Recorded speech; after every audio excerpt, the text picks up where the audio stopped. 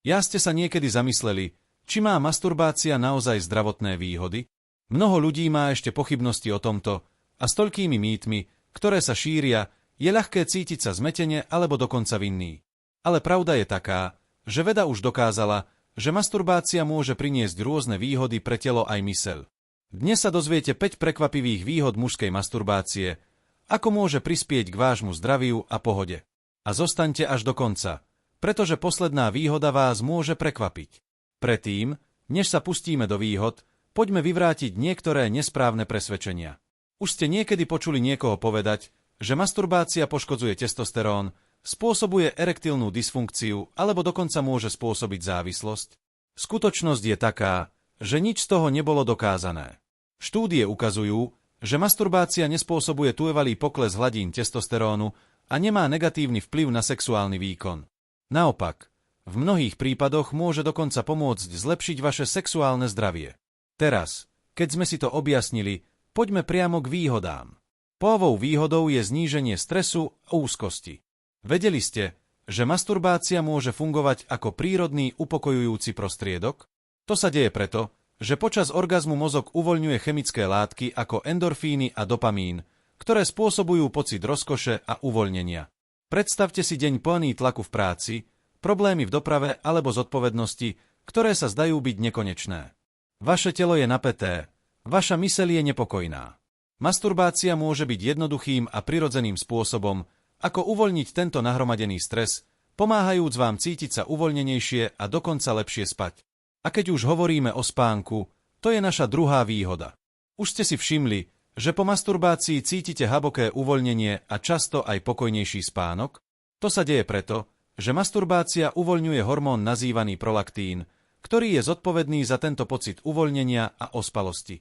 Ak máte problémy so spánkom alebo máte pocit, že vaša myseľ v noci neprestáva pracovať, môže to byť prirodzený a zdravý spôsob, ako pomôcť svojmu telu prejsť do režimu odpočinku.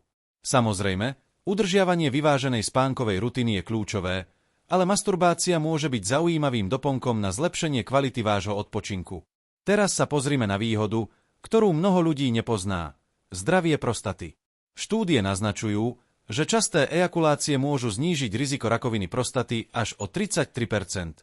Dôvodom je, že ejakulácia pomáha vyplavovať toxické látky, ktoré sa môžu v prostej nahromadiť a spôsobiť problémy v dlhodobom horizonte. Štúdia Harvardovej univerzity ukázala, že muži, ktorí pravidelne ejakulujú, či už prostredníctvom sexu alebo masturbácie, majú nižšie riziko rozvoja rakoviny prostaty. To znamená, že okrem toho, že je to príjemný akt, masturbácia môže byť jednoduchým a efektívnym spôsobom, ako sa starať o svoje zdravie v dlhodobom horizonte. Ďalšou veľmi dôležitou výhodou je, že masturbácia môže pomôcť vašej sexuálnej funkcii. Mnohí muži majú problémy s predčasnou ejakuláciou alebo ťažkosťami so sebaovládaním pri sexuálnom vzrušení. Masturbácia môže byť nástrojom na lepšie spoznanie vlastného tela a naučenie sa mať väčšiu kontrolu počas sexuálneho styku. Okrem toho stimuluje kôvny obeh v oblasti genitálií, čo je kľúčové pre sexuálne zdravie. Poznať, čo vám vyhovuje, aké sú vaše spúšťače potešenia, ako ovládať svoje vzrušenie, môže urobiť váš sexuálny život oveľa uspokojivejším. A nakoniec, výhoda, ktorá ide nad rámec fyzického. Masturbácia môže zvýšiť pohodu a sebavedomie. Sexuálne potešenie je prirodzenou súčasťou života a cítiť sa pohodlne vo vlastnom tele je kľúčové pre sebavedomie. Mnohokrát tabu okolo masturbácie spôsobuje, že muži cítia hanbu alebo vinu za tento zvyk. Ale pochopenie, že je to normálne, zdravé a môže byť súčasťou vašej starostlivosti o seba, úplne mení perspektívu.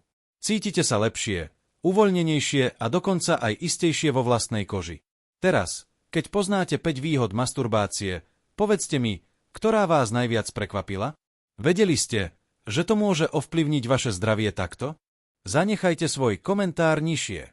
Ak vám tento obsah pomohol, nezabudnite dať like na video, prihlásiť sa na odber kanála a zdieľať to s priateľom, ktorý potrebuje tieto informácie vedieť.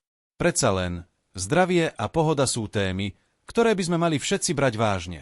Ďakujem za sledovanie a teším sa na ďalšie video.